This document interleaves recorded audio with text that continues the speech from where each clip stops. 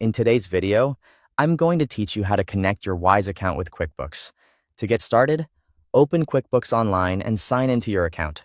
Make sure you're using the correct company file before you continue, especially if you manage more than one business. Starting in the right place helps avoid confusion later when your bank data begins to sync. Once you're inside QuickBooks, go to the Accounting section and then select Bank Transactions.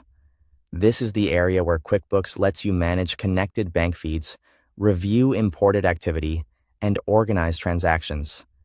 If you've connected other accounts before, this page may already show existing bank or payment accounts. From there, click Link Account. This is the option that allows you to connect a new financial institution to QuickBooks. After clicking it, you'll see a search field where you can look for the provider you want to connect.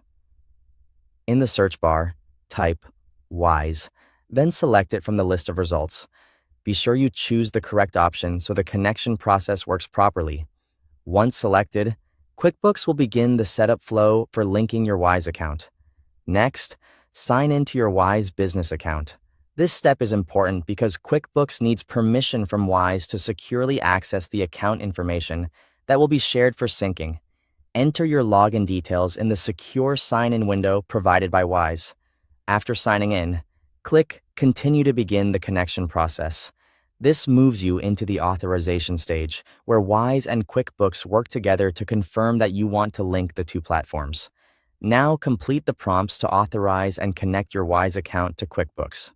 Depending on your setup, you may be asked to confirm account access, select the account you want to connect, or review the permissions being granted. Take a moment to read each screen carefully so you know exactly what is being connected. Once the connection is complete, your Wise account will begin syncing with QuickBooks.